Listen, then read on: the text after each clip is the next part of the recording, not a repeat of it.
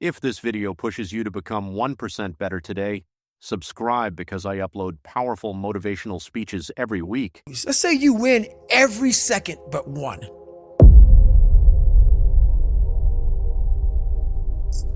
You lost. It only takes 1 second for you to lose the whole thing. So the 1 second decision is just that. You're in a situation where life is sucking. Let's say you're in extreme cold water and your life is flashing before your eyes. Every time that wave goes over your head, your thought process is, I gotta get out of this water. And you're in Hell Week. And you're hour one of 130 hours.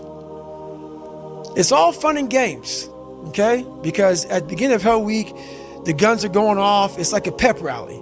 So you're hyped up and your boys are linked arms and you're getting sprayed. And it's like a pep rally. The instructors are yelling at you, bombs are going off, concussion grenades, blanks from N60s. Yeah, hoo-yah, yeah, motherfucker, yeah. But then what they do is they shut that off. They shut it off. All that hoo-yah, all that hype, it gets real quiet. And they march you out to that surf zone for something called surf torture. And it's that water, that Pacific Ocean is cold as shit. So no more pep rally. You're now in your head. You're linked arms with, your brothers beside you. You don't know if they're going to be there long or not. You don't care. You think about yourself. You lay back and that first wave hits you. Your mind goes straight from hour 2 all the way to hour 130. You can't process 5 days of this. You're now in I gotta get out of here. You're in fight or flight. It's cold. I can't be cold this long. And then this is where that 1 second decision comes in. You forgot every reason why you wanted to be there. You don't care about SEALs. You don't care about any of this shit. You don't care about fighting for your country. You don't care about that gaudy gold trident that they put on your chest. You don't care about any of that no more.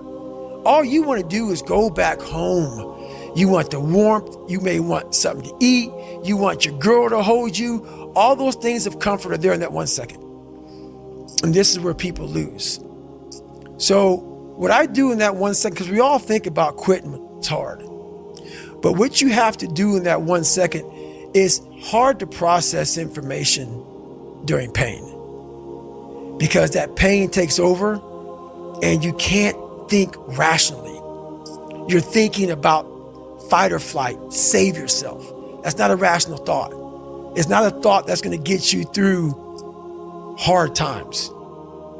Most people fail that 1 second. So what happens, what I do in that 1 second, and there's a bigger process to all this, but in that 1 second, I physically stayed in that water. Because if I get out of the water, I quit. So I physically stay in the water, but mentally, I'm on the beach with the instructors. And the instructors, it's cold outside, so they got these parkas on. They got their cup of Joe, and they're warm because they've already been through it. So now it's your turn to go through it. So mentally, I get back with them. I'm still in the water physically, but mentally, I'm back with them. I'm chilling. I got my parka on, and now I'm thinking logically because I'm warm now. Mentally, I'm warm. I've taken that 1 second. Let's not quit yet, Goggins. Let's think about your options. Where are you going to end up if you quit this? Where are you going to go? What are you going to say to yourself? Because you know you're going to get warm. The second you get out of this water, you could take a shower and you could be warm. And in 5 days, you could be out. So I start thinking logically. I calm my brain down because your brain just wants to get the fuck out. Ring the bell, put your helmet down, get warm, and then you're really fucked. And these are the things you have to think about in the 1 second decision. So that's what that's all about. It's about gaining control of your mind, putting things back in the proper perspective, and then saying, I really do want to be here. And I'm going to have a bunch of these 1 seconds through this 130-hour journey. And I have to learn to control these, because if I fail one of these 1 seconds, I will not be a SEAL. I will not be a doctor. I will not be a lawyer. I will not be whatever the fuck it is. So that's how important that 1 second decision is. It's all about your mind takes control of you. You have to say, fuck you. I run this. And that's what that's all about. So that 1 second decision is this. We get in a situation that our mind is not able to break down into small pieces. When you're going through normal Navy SEAL day, your mind says, oh, not a big deal. I'm going to go home, get in a nice warm bed, maybe see my girlfriend, go to a movie. The day is going to end. Your mind can comprehend that. It can comprehend the fact that today is going to end and I have something to look forward to. What Navy SEAL Hell Week is you have nothing to look forward to for a long time. You're suffering and you're suffering and you're suffering and you're suffering even more. And it's only 48 hours. And then you're going to suffer for another 100 hours after that. So your mind is already in this spastic mode. The spastic mode is, I have to get the hell out of here. It's your fight or flight, and usually it's flight. So to answer your question, the 1 second decision is what gets most of us is they get in this situation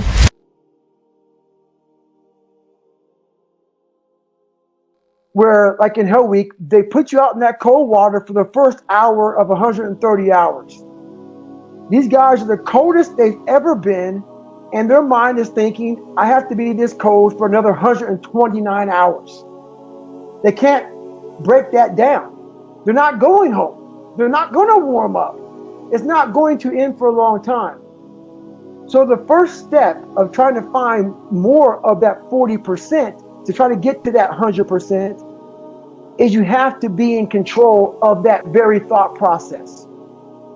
That thought process is, how can I stay here just a little bit longer? Because you're never going to get to 100% if you're constantly ringing that mental bell of get the hell out of here. When your mind, this is this whole 40% rule shit I talk about all the time that I made up a long time ago. I started making it up through pain. Tell them what that is. Where'd you go? So basically the 40% rule is, I am a strong believer that we quit. Because why? How the fuck does a 297-pound cockroach guy who quit on everything is now considered one of the baddest men on the planet? Mm-hmm. How is that possible? Mm-hmm. It means I had to change one thing, my mindset. Mm-hmm. So there's no way in hell that was in me, but that guy was in me. Mm-hmm. Well, that guy came down here and said, hey, guess what, man? You're but I'm gonna now make you a badass.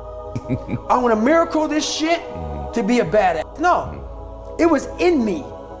I had to believe and make that belief work. And through hard work, I did that. So the 40% rule is like we have like a car. Some cars have a governor on it. And when you get to like 92 miles an hour, that car start doing this because it can't go any faster. Those cars that don't have governors on, like a fast ass, whatever, Porsche, whatever, I'm gonna fucking bury it, gone.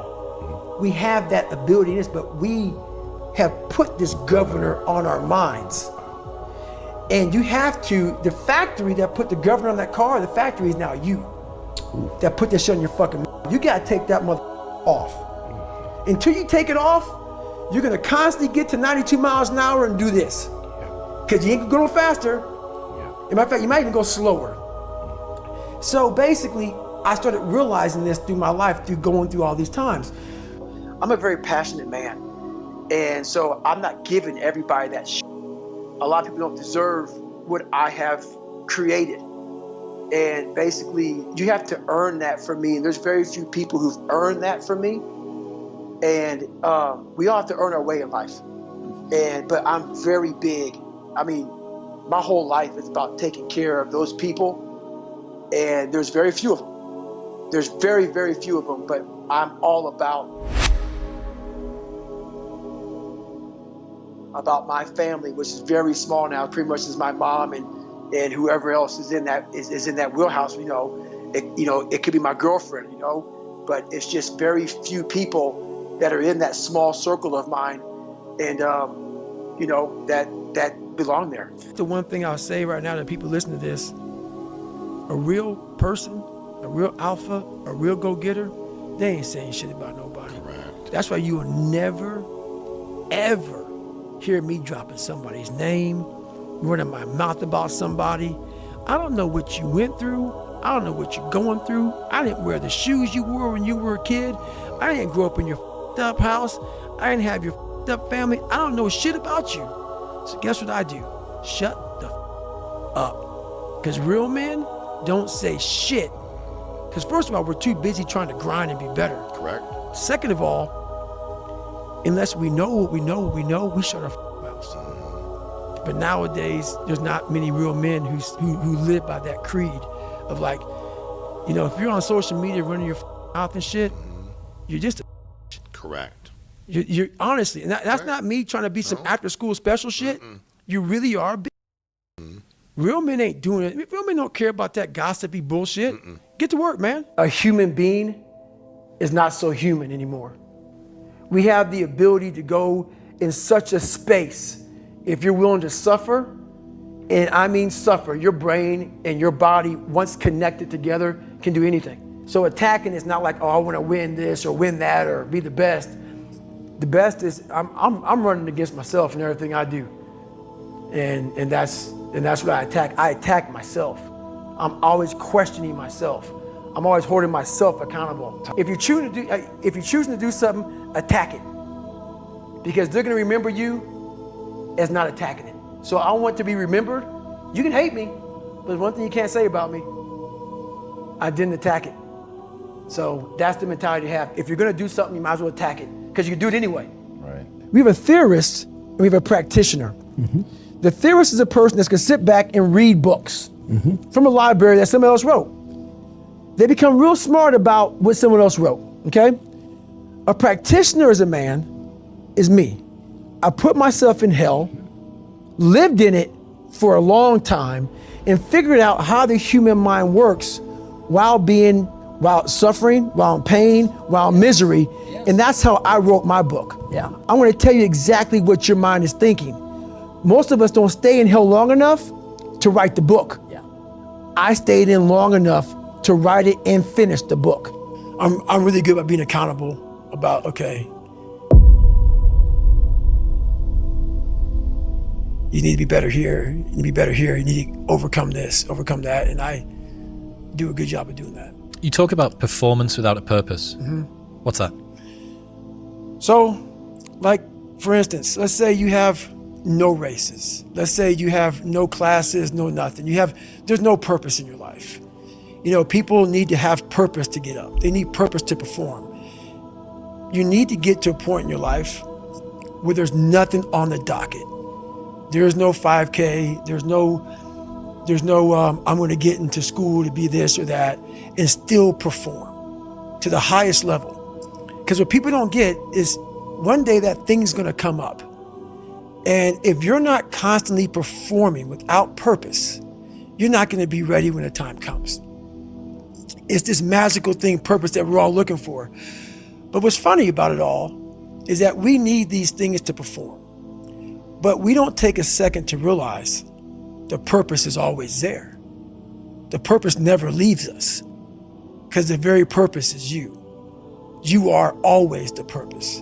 There may be another purpose, like being a SEAL or going to college or whatever, but the main purpose in life is you. So if you wake up in the morning and you don't want to do something, you don't care enough about yourself. And that's what you need to really research is, man, why am I not doing this for myself? Because that is the number one purpose in life, is to better oneself. So that's the only purpose I need. So the reason I get up every day, even though there's no race or there's no school or there's nothing in front of me, is because I have pride in myself. And discipline is good too, but without a clear headspace, there's no discipline. What do you mean? So let's say we have a circuit breaker, okay? And I'm loading everything up to one circuit, just load it up.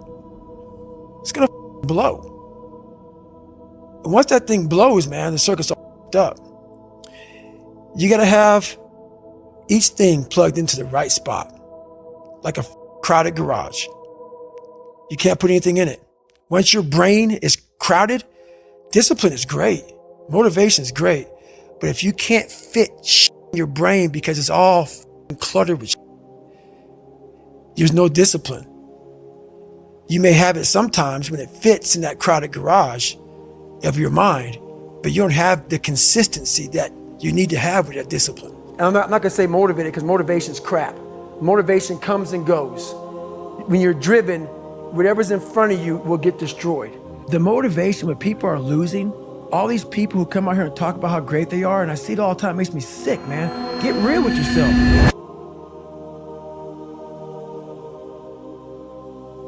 People cannot relate to you, man.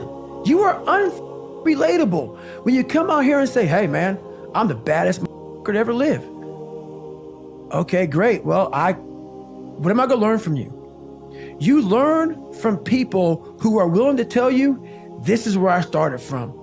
This is how much I fell on my ass. This is how bad I used to really be. I still have those moments, because why? You're human. We're all jacked up, man. We're all jacked up. And that's what makes my story relatable. I'm willing to let you in to see I'm decently successful now. But I didn't come out like this, man.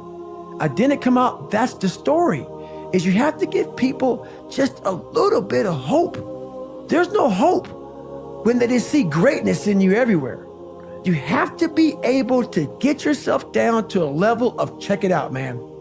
There's hope for you. That's what I'm trying to give you. Just a little bit. And you have to first be uncomfortable with how you feel about yourself. With that voice that a lot of us like to run away from, we all have it. We all have that voice that's saying, hey man, you know, you're kind of wimping out right now. You're kind of being a little punk right now. But a lot of us say, okay, that's okay. It's okay to tell these little white lies to ourselves. So we first have to face the real you. The real me is David Goggins. The real me is a guy looking at you right now saying, I don't want to be on this show right now because I used to stutter as a kid. And I'm afraid of that. I'm afraid that here in a second, I'm going to start stammering and stuttering, and the whole world is going to know that I have all these issues. But that's when I see right now, okay, Goggins, you got to go on this show. That's Goggins. Goggins is saying, okay, David Goggins, you're a punk.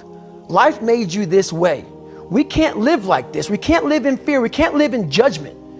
We can't be afraid of what the people right now are looking at me saying about me. We cannot be afraid of that. That's Goggins. Goggins saying, all of you who don't like me, who don't want to, and that person then comes in. But you have to be David Goggins and say, man, I'm afraid of this.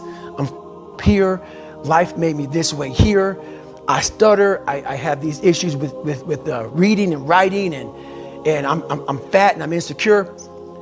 You have to face that in that dark room. In that dark room is who you are. But in that dark room is where you have to create another human being that walks out of that dark room to face who you are. That's the only way you're going to get over all those things. You have to create someone else. Not like you have two different personalities. It is you. But you have to find strength in that visualization of almost me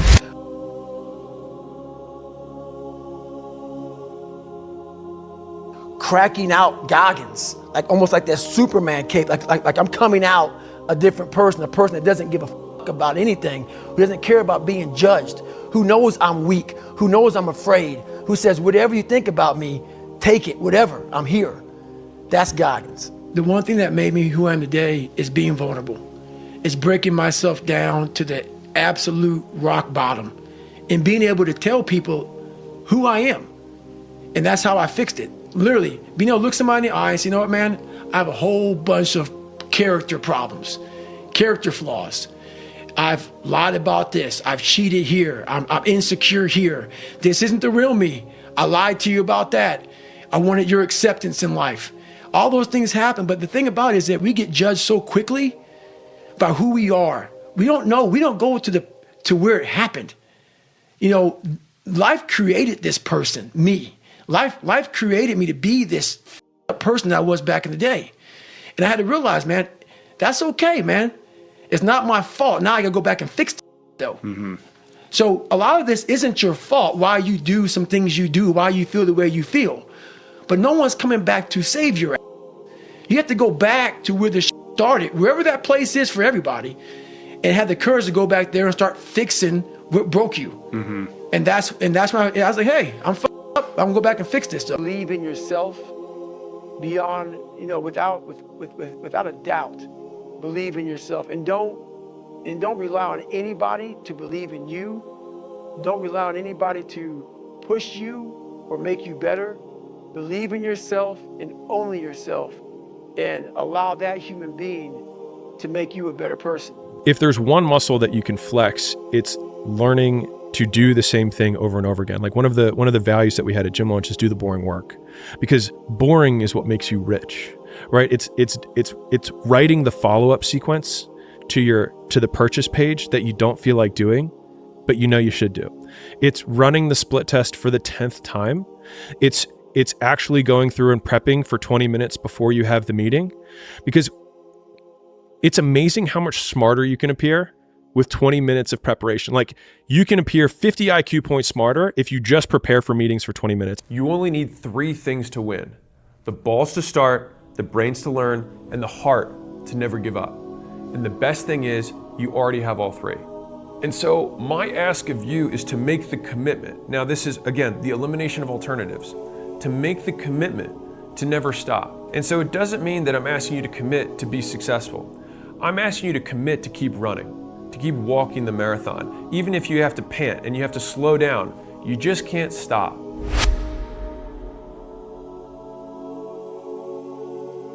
And so the best way to hit next year's goals is to not wait until next year to work on them.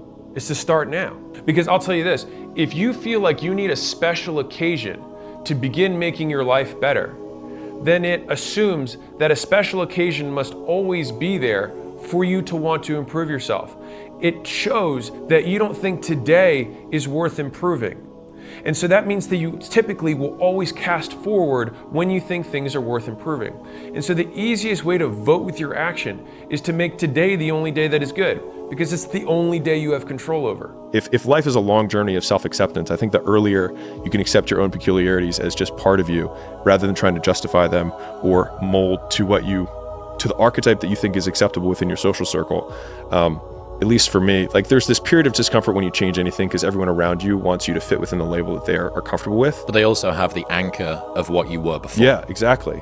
And so they try and, like, people don't like that. And so they're like, no, I like you in this box. So just say, I know you're having a little thing right now. Don't worry, and they just want to shove you back into it. And there's a lot of uncomfortable conversations that you have to have where it becomes really socially awkward. And so, like, I said one the other day about, like, going home for the holidays, and the reason I don't like doing it is because often I have to confront a lot of people that I haven't seen in a long time, and they'll speak to me in a way that I don't like. And before that, I would roll it off, like, whatever, no big deal, but I don't accept that. When you're growing in a business, it's very painful. When you're stagnating in a business and you're plateaued and you don't know what to do, it's very painful. When you're declining and you also don't know what to do, it's very painful. And so that means that all conditions of reality are painful. And so if pain is a prerequisite for reality, then it means it's just a signal that we are alive. And so in thinking about that, rather than pain as a problem, it is a signal that I'm breathing, and then becomes irrelevant. Like, level 1 is that you have to understand that it's my fault. Level 2 is that you have to use what you have, not what you wish you had, to get to where you want to go. And where you want to go isn't 100 steps forward, it's just the next step. And so, like, I don't think that anger drives me as much as it used to, but it was everything that I had when I started. And so if I had listened to the positivity mantra when I started, I never would have gotten going, because nothing made me feel happy.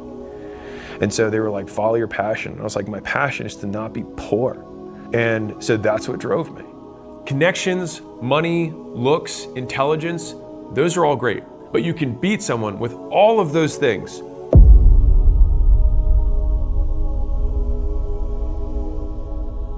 if they have only one trait: an insatiable desire to improve. No matter where they start, it's hard to beat someone who improves every second of every day without giving up. And this is why earlier I said ambitious people buy skills, and they pay for those skills with time and money. And in order to have the time and money to invest in those skills, they have to take them from somewhere else. Because the thing is that your resources are zero sum. And this is something that a lot of people aren't comfortable with. Whatever you choose to spend your time on, you take from something else. Whatever you choose to spend your money on, you take from something else. And so most people don't have a resources issue, they have a priorities problem. You are choosing to say that other things are more important. And hey, I want to be real. If that stuff is more important to you, then amazing. You won at life. Congratulations. But if you don't have what you want and you're spending money to proliferate a life that is not the one you want to lead, then you need to shift the list to invest the time and money and pull from those things that you don't want to put more in the ones you do. Bad things do not come in threes. Bad things occur. People do not know how to cope. They allow one bad thing to snowball into more bad things. And bad stuff sucks. And the only thing worse than letting one bad thing be a bad thing is to let one bad thing ruin many good things. If you think about a bad thing as a cancer, it's like, well, we want to isolate that cancer as fast as possible and not let that cancer of you losing your job affect your marriage. And then let you affecting your marriage affect how you're a parent. And let how you're a parent affect how you are going to pursue this new endeavor. People just basically give themselves an excuse for misbehaving. I had a bad day, therefore I now have a legitimate excuse for being a bad husband or not being nice to my wife. They use it as an excuse to not exercise self-control. There was a guy, friend of a friend, successful entrepreneur, and he got really bad cancer, like super bad, really, really fast, right? And I think he lost his trachea and some other stuff, and they thought he was going to die. He ended up making it.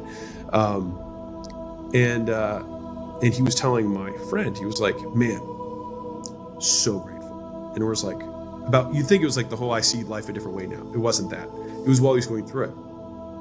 And his reasoning was, how cool is it that I get to live this part of the human experience? He's like, so many people don't get to live this. I get to know what it's like to have cancer. So many people live their whole lives and then die not knowing what cancer was like. I get to know that.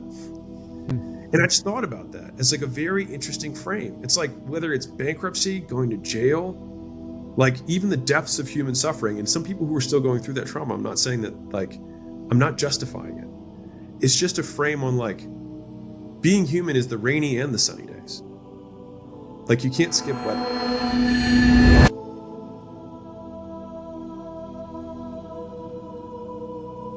And so I think embracing the totality of the experience can give you gratitude for what feels locally like a low point. But most of the defining moments in our life, broken leg, then he doesn't have to go to war, right? When you expand the time horizon, those are the things that create us. We know what to do. It's just we're not willing to endure what it's required to get it. And we're not willing to reframe that pain as the price of the thing we want and to give our pain meaning. Fortunately or unfortunately, humans, we live in a competitive environment. We seek status because of, evolutionary backdrops. And so how do you beat other people? And I want to be clear, I don't really think you need to beat anybody, right? If you just beat you every day, you'll beat everybody by default. And I think that you'll get to the end of the race and realize no one else is really racing anyways. If you want patience, then you're not going to get things quickly. If you want to have endurance, it's you have to be able to tolerate suffering, right? If you want to be wise, it's you're going to have to get burned and you're going to have to learn the value of judgment. And sometimes that means you're going to get betrayed in order to learn that pattern. And so it's we lament the price tag for the things that we want. And I think that, at least for me, my ultimate, long-term goal is just to become the person that the best version of me, right? And I think that in order for that to happen, I will have to go through pain. This is all to say that no matter where you're at in your journey, you've just got to believe with all your fucking heart that you're going to make it, because no one else is going to believe for you. Because you can never expect someone to invest in you more than you invest in yourself. And the crazy thing is, some people say they'd kill for a shot or they'd die for a chance, when in reality, they won't even wake up 60 minutes earlier for it. Most of the biggest decisions in life are scary because you've already made all the easy decisions that you can make. The only way to make a hard decision an easy decision is to let life make it for you, which is what the vast majority of people do. Things that are obvious and not risky, you have already done. What's left are the things that are obvious and risky. These types of decisions involve trade-offs. What you're trading is being stuck for either getting better or getting worse. But you're making a trade and you're hoping that obviously it gets better. The bigger your goals, the more pain you're going to endure, whether you want to or not. It's the price. And if you can endure 4 times more pain than someone else, I don't actually think that it feels 4 times more painful. I think it feels the same level of pain, but you have this padding that makes it feel worth it. Give a man a purpose and the ability to achieve it, and he will crawl over broken glass with a smile. That broken glass, how can you have a smile during the pain? It's because of what the pain itself represents. Champions are broken. We're like, huh? He's like, people look at champions and try and find something that champion has that they don't have. He's like, but it's not that at all. He's like, they lack something everyone else has, which is an off button. They just don't stop. And at the end of the day, like, if we're optimizing for outcomes, then the most broken person will win. The person who has the absolute biggest, desire for achievement, the absolute biggest fear or pain that they're running away from, and the hardest impulse control. Now, impulse control, most people would agree, is a good thing. The other two, not as much. And so, what are we optimizing for? What problem are we solving? It's my favorite. It's probably the number one most frequently asked question that I ask to our portfolio companies whenever we're about to do anything, which is, what problem are we solving? If the problem that we're solving is that I want to be content, well, there's a lot of ways to do that. You don't need to do all these other things. If the problem you're solving is that you want to be the richest man in the world, well, you're going to have a lot of superiority complex. You're going to have a lot of crippling insecurity, and you're going to have a lot of impulse control, and you're going to have to wait a long time. We live inside of prisons of our own making based on our belief system. And so if you want to change your life, you have to change your belief system. Belief system is just a different way of saying things that you know or believe to be true. These are just the facts that you live on. Now, the thing is we can't double check every single thing that we believe, because we can't. It would take too long, right? As a human being, every single thing you had to fact check. So the vast majority of the things that we believe and take as true were just given to us by other people. It's what I find very interesting about this is that we are so hesitant to question our beliefs, when in reality, almost none of our beliefs are our own. They're not yours. They're someone else's.